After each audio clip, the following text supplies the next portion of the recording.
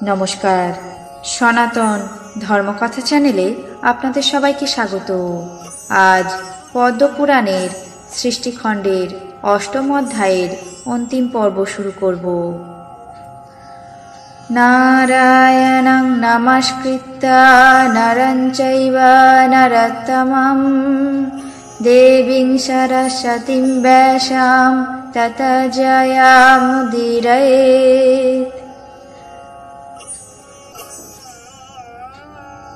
তস্য পুত্র কুশানামৈক্ষাকুকুলবর্ধনः অতিথিস্তু কুশজ্জাত নিষাধস্তস্য চাত্মজা নলস্তু নিষাধজ্জাত নাভস্তস্মাজ্জায়তে নভসা পুণ্ডরিকোऽভূৎ ক্ষেমধন্যা ততঃ পরম।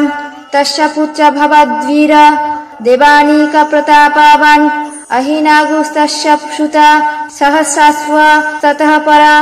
ততশ্চন্দ্রাবলকস্তু তরাপিরস্ততः ভবৎ তস্মাৎ অত্বাজশ্চন্দ্র গিরিশ্চন্দ্রস্তস্য শ্রুতাভবৎ শ্রুতাयुरभवत् তস্মাৎ भारते च निपातित नलोदारेव विख्यातो वंशे यस्य विशेषता विराशेन श्रुतस्तद् वनौषधेश्च नराधिप एते विवस्वत वंशे राजान भूरि दक्षिणा इक्ष्वाकुवंश प्रभव प्रधान्येन प्रकीर्तितः इति श्रीपद्मपुराणे प्रथमे सृष्टिखण्डे आदित्य वंशकथानां नाम अष्टमः अध्यायः।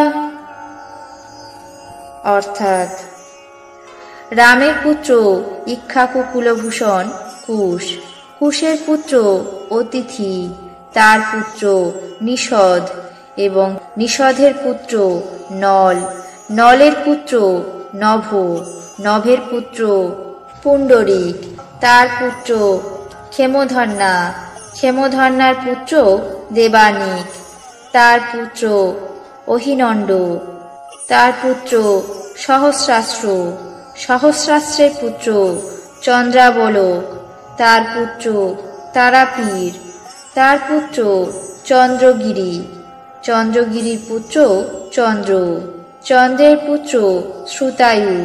এই শ্রুতায়ু ভারত যুদ্ধে নিহত হন। এর বংশে দুইজন নল জন্মগ্রহণ করেন, একজন বীরসেন, অপরজন নিষেধাধ্বজ। এরা সকলেই সূর্যবংশীয় ভূরি দক্ষিণ রাজা। ইক্ষ্বাকু বংশে জন্মগ্রহণকারী সকল প্রধান প্রধান ব্যক্তির নামই এই অধ্যায়ে বলা হল। ইতি অষ্টম অধ্যায় সমাপ্ত। আজ পদ্মপুরাণের সৃষ্টিখণ্ডের অষ্টম অধ্যায়ের অন্তিম পর্ব এখানেই শেষ করছি। বাকি অংশ আগামী পর্বে পাঠ করে শোনাব। আপনাদের কেমন লাগছে তা অবশ্যই কমেন্ট বক্সে জানাবেন। চ্যানেলটিকে সাবস্ক্রাইব করবেন, লাইক করবেন, শেয়ার করবেন। ধন্যবাদ।